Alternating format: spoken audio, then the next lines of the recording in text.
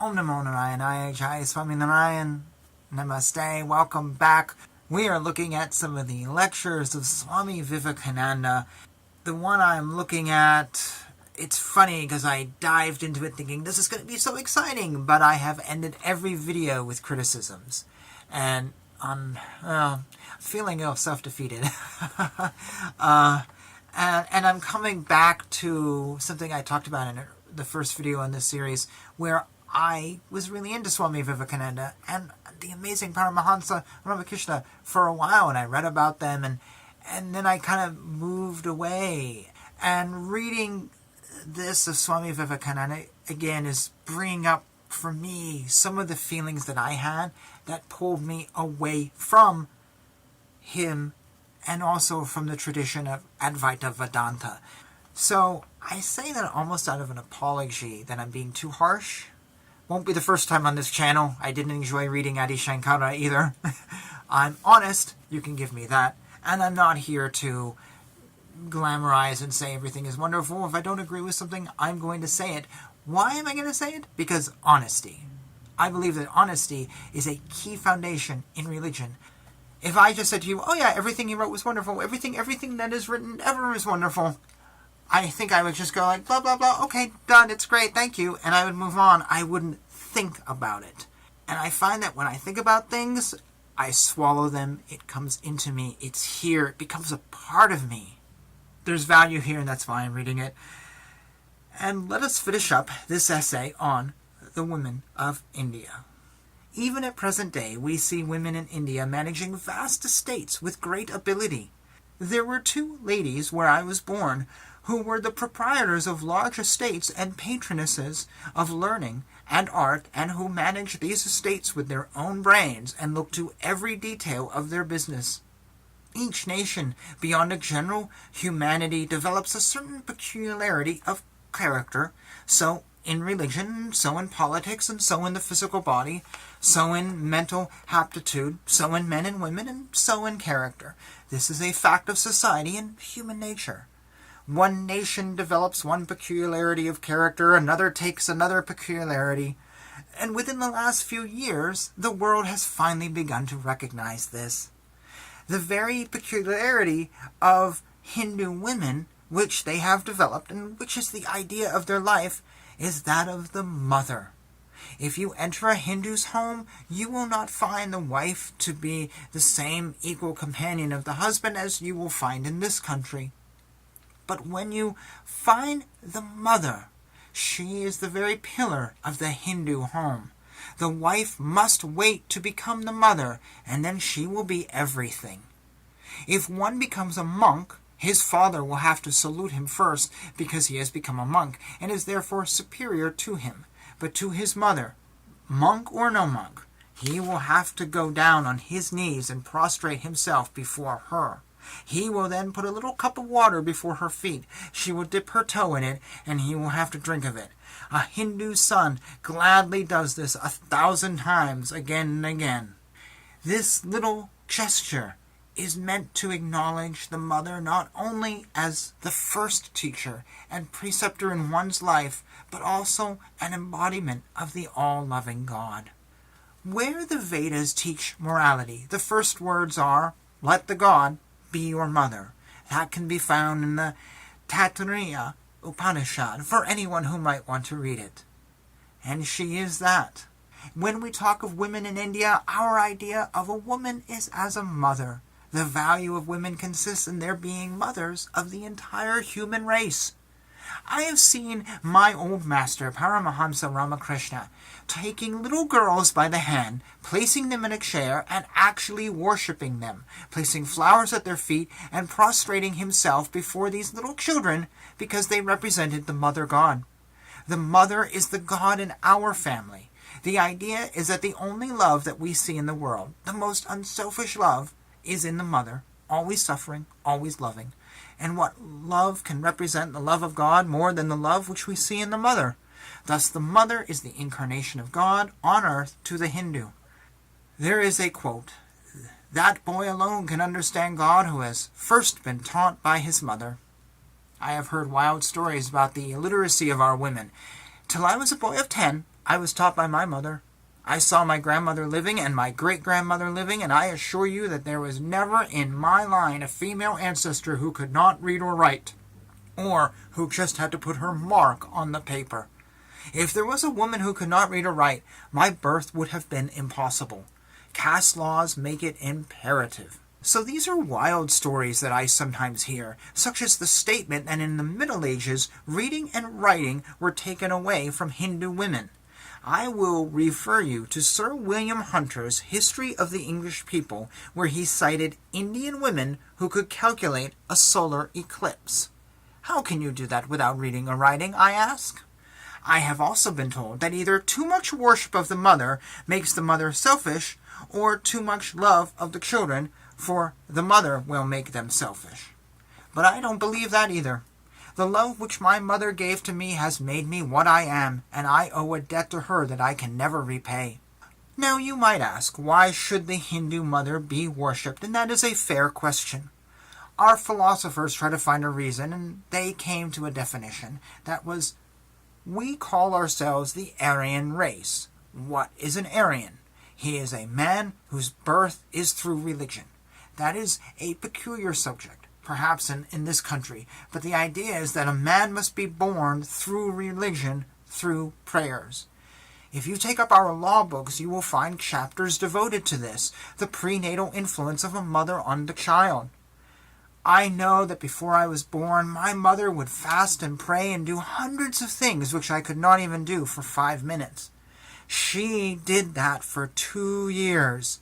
I believe that whatever religious culture I have, I owe to that.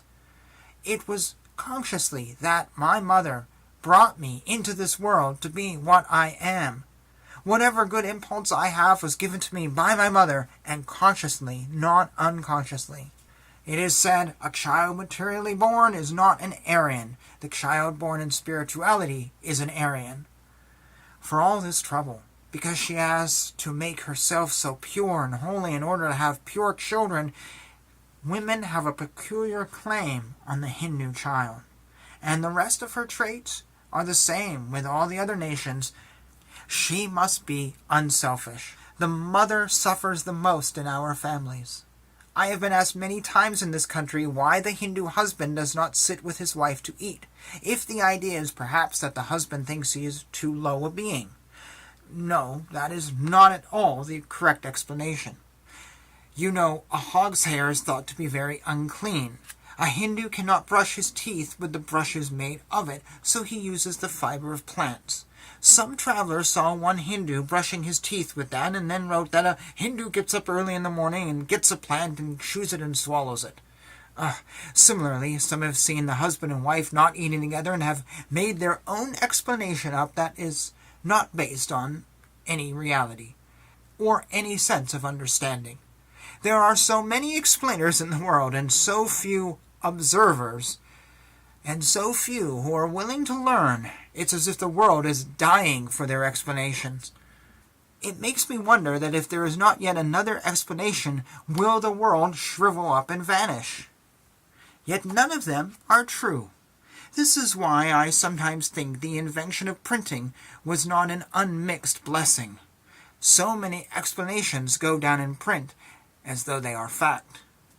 The real fact is, the one that you should tell your friends, and the one that you should remember and forget about the rest, is just as in your country, things must be done by ladies before men, so in our country, the fact is that it is very indecorous to munch and munch and munch before men.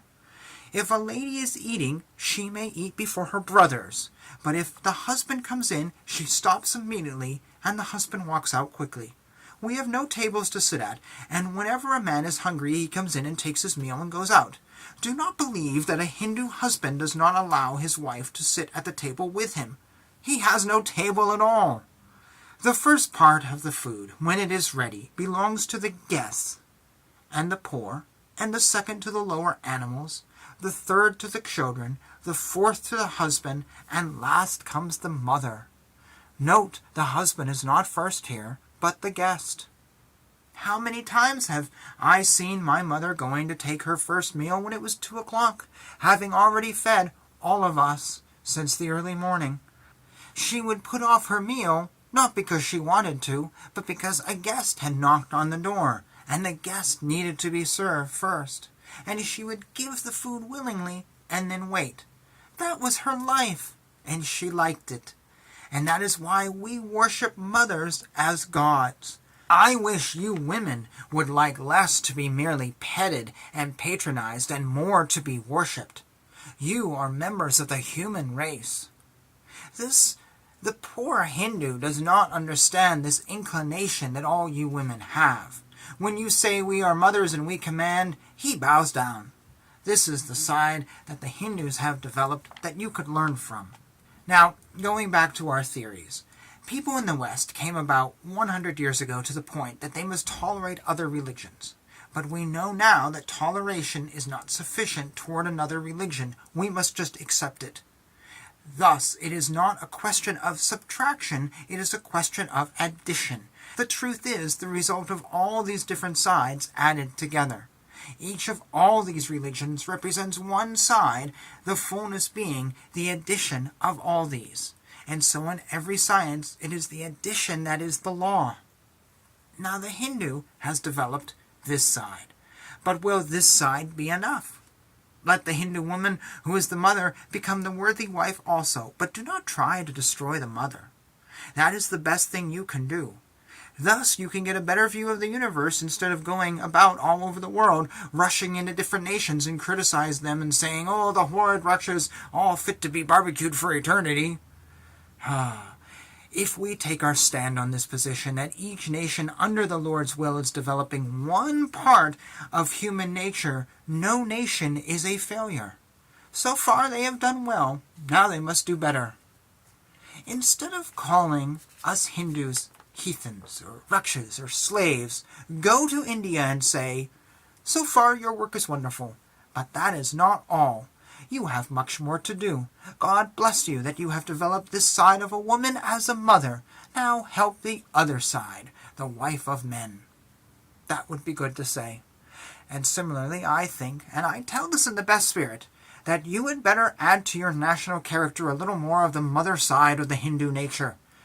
This was the first verse that I was taught in my life the day that I went to school. It goes, "He indeed is a learned man who looks upon all women as his mother, who looks upon every man's property as so much dust, and looks upon every being as his own soul." There is the other idea of the woman working with the man. It is not that Hindus had not those ideals, but they could not develop them. It is alone in the Sanskrit language that we find 4 words meaning husband and wife together. It is only in our marriage that they both promise, "What has been my heart may now be yours." It is there that we see that the husband is made to look at the pole star, touching the hand of his wife and saying, "As the pole star is fixed in the heavens, so I may be fixed in my affection to you." And the wife does the same. Even a woman who is vile enough to go into the streets can sue her husband and have a maintenance. We find the germs of these ideas in all our books throughout our nation, but we were not able to develop that side of the character. We must go far beyond sentiment when we want to judge. We know it is not emotion alone that governs the world, but there is something behind emotion. Emotion, economic causes, surrounding circumstances, and other considerations enter into the development of nations. It's not my present plan to go into the causes that develop women as a wife, but you understand what I am talking about. So in this world, as each nation is placed under peculiar circumstances and is developing its own type, the day is coming when all these different types will be mixed up, when the vile sort of patriotism, which means rob everybody and give it to me, will vanish. Then there will be no more one-sided development in the whole world, and each one of these nations will see that they had done right. So let us now go to work and mix the nations up together, and let the new nation come. Let me tell you my conviction, much of civilization that comprises the world today has come from one peculiar race of mankind, the Aryans. The Aryan civilization has been of 3 types, the Roman, the Greek, the Hindu. The Roman type is the type of organization, conquest, steadiness, but lacking in emotional nature, appreciation of beauty, and the higher emotions. Its defect is cruelty. The Greek is essentially enthusiastic for the beautiful, but frivolous, and has a tendency to become immoral. The Hindu type is essentially metaphysical and religious, but lacking in all the elements of organization and work. The Roman type is now represented by the Anglo-Saxon, the Greek type more by the French than by any other nation, I believe, and the old Hindus do not die. Each type has its advantage in this new land of promise. They have the Romans' organization, the power of the Greeks' wonderful love for beauty, and the Hindus' backbone of religion and love of God. Mix these up together and bring in the new civilization. And let me tell you, this should be done by women. There are some of our books which say that the next incarnation, and the last, and we believe in 10, is to come in the form of a woman. We see resources in the world yet remaining because all the forces that are in the world have not yet come into use. The hand was acting all this time while the other parts of the body were remaining silent.